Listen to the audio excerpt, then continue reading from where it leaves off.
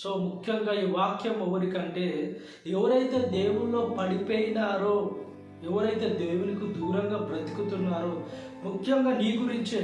నువ్వైతే దేవుల్లో పడిపోయి ఎంత దూరంగా వెళ్ళిపోయినావో నీ గురించే దేవుడు ఈ వాక్యం ద్వారా నీతో మాట్లాడబోతున్నాడు ఈరోజు. సో ఈ యొక్క వాక్యం విను, మళ్ళా నువ్వు ఖచ్చితంగా మారు మనసు పొందుతావు, దేవుళ్ళు ఖచ్చితంగా నువ్వు వస్తావు. దేవుడు అంటే ఏందో ఈరోజు ఈ వాక్యం నీకు తెలియజేస్తుంది. సో మనము ఇక్కడ తప్పిపోయిన కుమారుడు గురించి మనం మాట్లాడుకుంటున్నాము.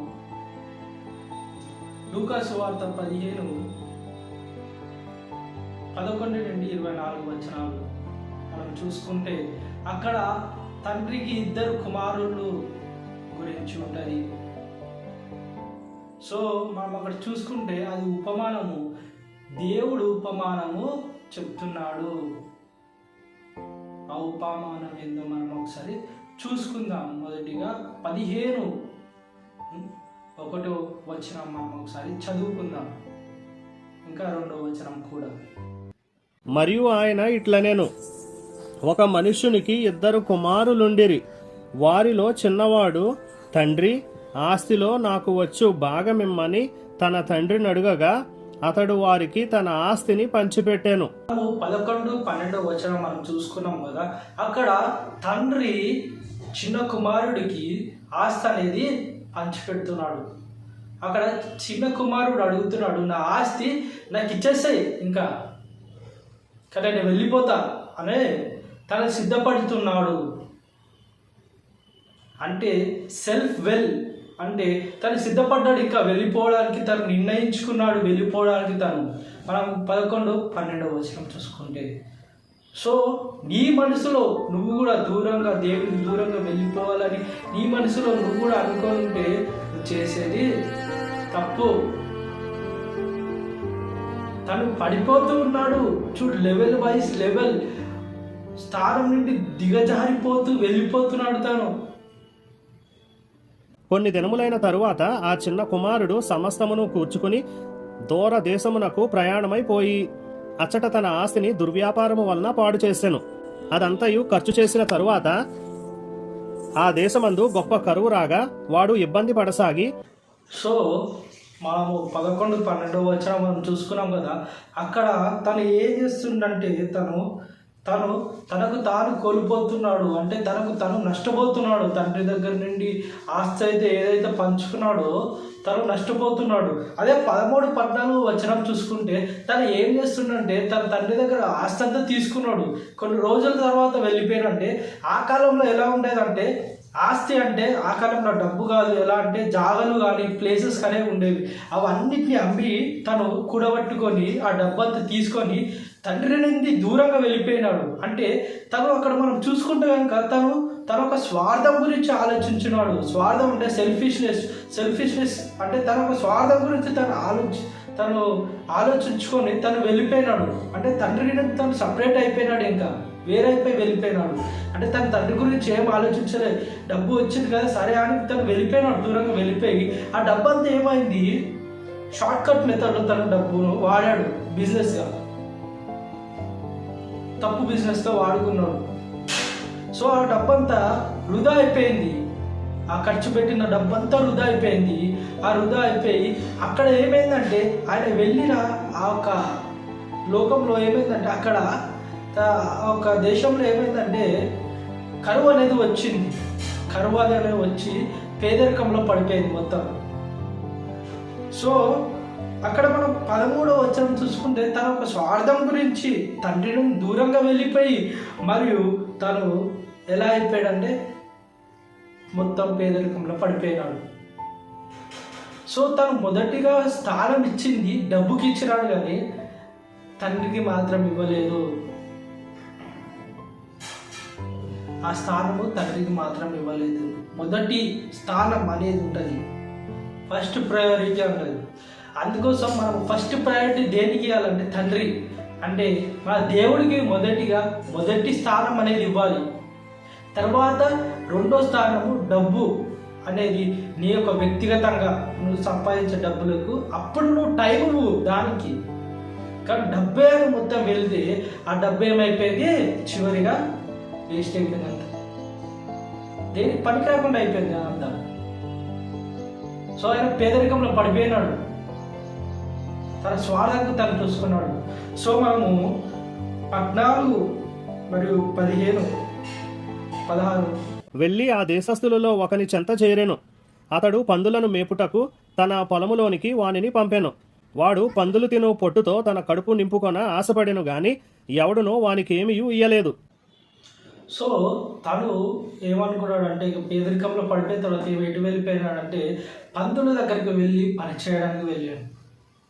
పందుల దగ్గర పని చేయడానికి వెళ్ళి పందులని ఆహారం కోసం పందుల దగ్గరికి వెళ్ళి వాడు పని చేయడానికి వెళ్ళిన తర్వాత పందులు తినే పొట్టు తిందాం అనుకున్నాడు, కానీ వాళ్ళు ఇవ్వలేదు అక్కడ. అంటే ఎంత దీన స్థితిలో తను పడిపోయినాడు చూడు.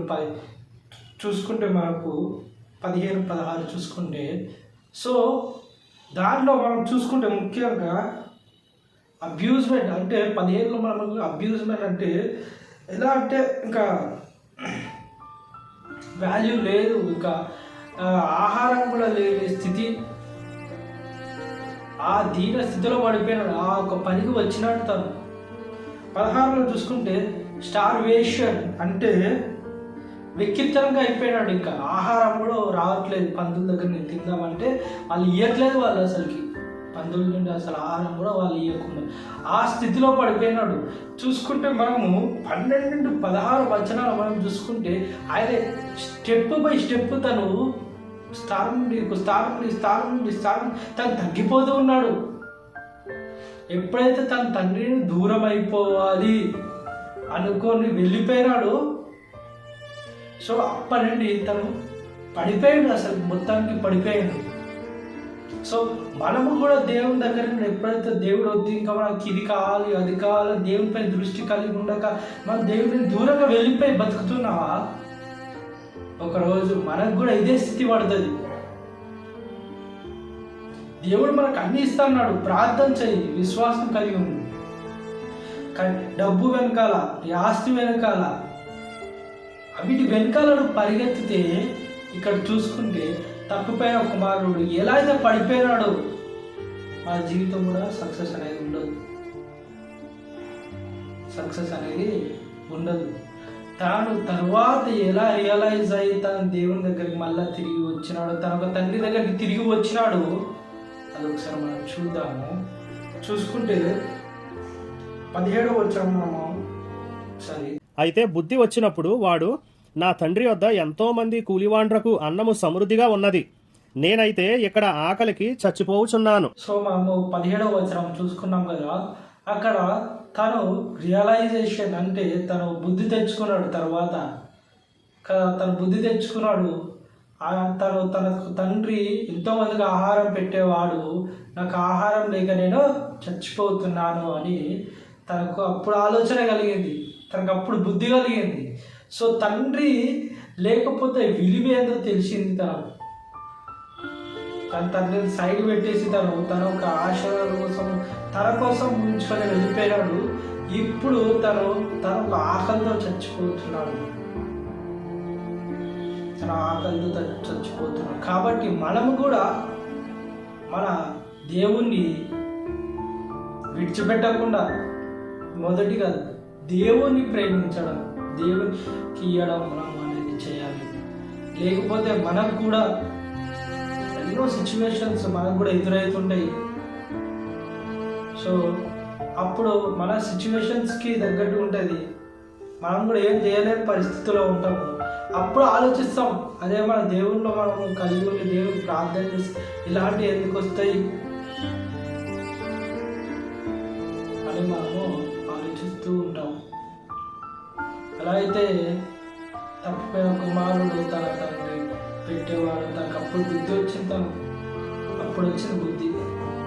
సో మనము నేను లేచి నా తండ్రి వద్దకు వెళ్ళి, తండ్రి, నేను పరలోకమునకు విరోధముగాను నీ ఎదుటను పాపము చేసి తిని, ఇక మీదట నీ కుమారుడనని అనిపించుకొనుటకు యోగ్యుడను కాను, నన్ను నీ కూలివారిలో ఒకనిగా పెట్టుకొనమని అతనితో చెప్పుదననుకుని లేచి తండ్రి వద్దకు వచ్చెను. 19వ వచనం మనం చూసుకున్నాం కదా. అక్కడ మనం చూసుకుంటే కనుక తను తీర్మానం చేసుకున్నాడు, ఇంకా నా తండ్రి దగ్గరికి వెళ్ళి అని చెప్పి తను తీర్మానం చేసుకొని వెళ్ళిపోయి తన తండ్రితో అంటున్నాడు, తండ్రి నేను పరలోకానికి విరుద్ధంగా ఉన్నాను, నేను నీ పట్ల నేను పాపము చేసి ఉన్నాను, నన్ను కూలి వాళ్ళ దాంట్లో నన్ను ఒకరిగా చేర్చుకోండి, కూలిగా పెట్టుకోండి, మళ్ళా నేను ఇలాగ చెయ్యను అని చెప్పి తను తిరిగి వెళ్ళిపోయాడు. పశ్చాత్తాపడిపోయాడు, ఇంకా పశ్చాత్తాపడ్డాడు తను. అంటే అక్కడ 18వ వచనం మనం చూసుకుంటే రీసొల్యూషన్ అంటే తీర్మానం చేసుకొని వెళ్ళిపోయాడు. తర్వాత 19వ వచనం మనం చూసుకుంటే అక్కడ తను పశ్చాత్తాపడ్డాడు, ఇంకా తన తండ్రి దగ్గర పశ్చాత్తాపడి వెళ్ళిపోయాడు. వాడింకా దూరముగా ఉన్నప్పుడు తండ్రి వానిని చూచి కనికరపడి పరుగెత్తి వాని మెడ మీద పడి ముద్దు పెట్టుకొనెను. అప్పుడు ఆ కుమారుడు అతనితో, తండ్రి, నేను పరలోకమునకు విరోధముగాను నీ ఎదుటను పాపము చేసి తిని, ఇక మీదట నీ కుమారుడనని అనిపించుకొనుటకు యోగ్యుడను కాననెను. అక్కడ తన తండ్రి వద్దకు తిరిగి వెళ్తుండగా అక్కడ మనం చూసుకుంటే రిటర్న్ అంటే మళ్ళీ తండ్రి వద్దకు వెళ్తుండగా అక్కడ తన ఒక తండ్రి దూరం నుండి చూసి కనికరపడి తన ఒక కుమారుని దగ్గరికి తీసుకొని మెడపైన ముద్దు పెట్టుకొని ఉన్నాడు. అప్పుడు అంటే చూస్తే అక్కడ తను లోకంలో పడిపోయి మళ్ళీ తండ్రి దగ్గరకు వస్తున్నాడు. తండ్రి ఏం చేస్తాడు? శిక్షించిండా? లేదు. ఏం చేశాడంటే కనికరపడ్డాడు, నా కుమారుడు వస్తున్నాడు అని కనికరపడి తనకు ప్రేమను చూపి ముద్దు పెట్టుకున్నాడు. సో నువ్వు ఈ తప్పు చేసినావని దేవుడు శిక్షిస్తాడని అనుకొని ఆగిపోతున్నావా? దేవుడు ఈరోజు నీకు సెలవిస్తున్నాడు, మళ్ళీ నువ్వు దేవుడి దగ్గరికి రా, పశ్చాత్తాపడు, నువ్వు దేవుడి దగ్గరికి వెళ్ళు.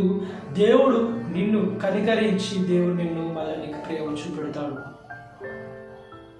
తను అంటున్నాడు, తండ్రి నేను పరలోకానికి విరుద్ధంగా ఉన్నాను, నేను నీ ఎదుట పాపము చేసి ఉన్నాను, నేను నీ కుమారుని నీకు అర్హుతుంది కాదు అని చెప్తున్నాడు. అంటే అర్హుని కాదని చెప్తున్నాడు. అంటే రీకన్సిలైజేషన్ అంటే నేను అర్హుని కాదు అని చెప్తున్నాడు. సో మనం 22 మనం చూసుకుందాం. అయితే తండ్రి తన దాసులను చూచి, ప్రశస్త వస్త్రము త్వరగా తెచ్చి వీనికి కట్టి వీని చేతికి ఉంగరము పెట్టి పాదములకు చెప్పులు తొడిగించుడి, క్రొవ్విన పశువును తెచ్చి వధించుడి, మనము తిని సంతోషపడదుము. ఈ నా కుమారుడు చనిపోయి మరలా బ్రతికెను, తప్పిపోయి దొరికెనని చెప్పాను. అంతటా వారు సంతోషపడసాగిరి. తన తండ్రి దాసులను చూసి తనకు కొత్త వస్త్రము మరియు ఉంగరాలు మరియు కొత్త చెప్పులు కానీ కొత్త బట్టలు కానీ తనకు తొడిగించాడు. ఇంకా అంటే మళ్ళీ కొత్త జీవితం అనేది కొత్తగా స్టార్ట్ అవ్వడానికి తనను రీక్లోతింగ్ అంటారు. అంటే కొత్త జీవితం ఇంకా స్టార్ట్ అవ్వడానికి తనను కొత్త జీవితం ప్రారంభించడానికి చేశాను. సో మనం 23-24 మనం చదువుకునే ముందు సో మన జీవితం కూడా మళ్ళీ కొత్తగా మనం చేసిన తప్పును బట్టి మనం దేవుని క్షమాపణ అడిగిన తర్వాత మనము మళ్ళా కొత్తగా మనం స్టార్ట్ చేసుకోవాలి. ఇంకా మళ్ళీ అలాంటి తప్పు చేయవద్దని మనం నిర్ణయించుకొని మళ్ళీ మనం ఏం చేయాలంటే ఆ తప్పును వదిలేసి మళ్ళీ మన కొత్త జీవితాన్ని మనము ప్రారంభించుకోవాలి ఇంకా దేవుళ్ళు. సో మనం 23-24 ఒకసారి చదువుకుందాం. క్రొవ్విన పశువును తెచ్చి వధించుడి, మనము తిని సంతోషపడదుము. ఈ నా కుమారుడు చనిపోయి మరలా బ్రతికెను, తప్పిపోయి దొరికెనని చెప్పాను. అంతటా వారు సంతోషపడసాగిరి. ఇక్కడ 23-24 చూసుకుంటే తన తండ్రి ఏమన్నాడంటే దాసులకు వెళ్ళి కొవ్విన పశువుని తీసుకురండి మనం వధిద్దామని చెప్పి. అంటే ఆ ఒక్క పశువును వధించారు. ఎందుకంటే సంతోషం కోసం తన కొడుకు మళ్ళీ దొరికినాడు, తప్పిపోయిన వాడు మళ్ళీ దొరికినాడు అని, మళ్ళీ తను చనిపోయి మళ్ళీ తిరిగి లేచినాడు అంటే మళ్ళీ కొత్త జీవితం అనేది తను పొందుకున్నాడు అని వాళ్ళు సంతోషించి దాన్ని వధించి వాళ్ళు సంతోషపడి ఉన్నారు. సో మన జీవితంలో కూడా మనం పడిపోయినప్పుడు దేవుడు ఏమంటుందంటే, దేవుడు కూడా మనము పశ్చాత్తాపము పడి మళ్ళీ దేవుని దగ్గరికి వచ్చి పడిపోయిన స్థితి నుండి మళ్ళీ మనం తిరిగి లేచినప్పుడు దేవుడు సంతోషపడి ఆనందపడి ఉంటాడు. దేవుడు ఆనందపడతాడు. సో ఈ వాక్యం ద్వారా మనం ఏం తెలుసుకున్నామంటే, ఎలా అయితే కుమారుడు తండ్రి నుండి దూరపడి తను ఎలా అయితే తగ్గుతూ అంటే పడిపోతూ దీన స్థితిలో వచ్చినాడు. ఎప్పుడైతే మళ్ళీ తండ్రిని జ్ఞాపకం చేసుకొని మళ్ళీ తండ్రి దగ్గరికి వెళ్ళినాడు, మళ్ళీ తన యొక్క కొత్త జీవితంలోకి వచ్చినాడు. సో మనం కూడా దేవుని నుండి మనం దూరం వెళ్ళిపోతే మన జీవితం శూన్యం అయిపోతుంది. ఎప్పుడైతే మనం మళ్ళీ దేవుని గ్రహించి దేవుని దగ్గరికి వస్తామో అప్పుడు మన జీవితం అనేది నిలబడుతుంది. సో ఈ యొక్క వాక్యము అందుకోసం చెప్పిన వాక్యం స్టార్ట్ చేసే ముందు చెప్పిన ఈ వాక్యం ఎవరైతే దేవుల్లో పడిపోయి దేవునికి దూరంగా ఉన్నారో వాళ్ళ కోసము, ఎవరైతే దేవునికి ఫస్ట్ ప్రయారిటీ ఇస్తారో వాళ్ళు ఖచ్చితంగా దేవుల్లో ఎదుగుతారండి. దేవుడి యొక్క వాక్యాన్ని దీవించుగాక. సో ఇంకా ఎన్నో వీడియోలు చేయాలనుకుంటే ఇంకా వీడియోలు కావాలి, ఇంకా మంచి దేవుడి వాక్యం ఇంకా మనతో మాట్లాడాలనుకుంటే ఈ యొక్క ఛానల్ని సబ్స్క్రైబ్ చేసుకోండి. మనకు ఛానల్ని సబ్స్క్రైబ్ చేసుకోమని అడుగుతున్నాను.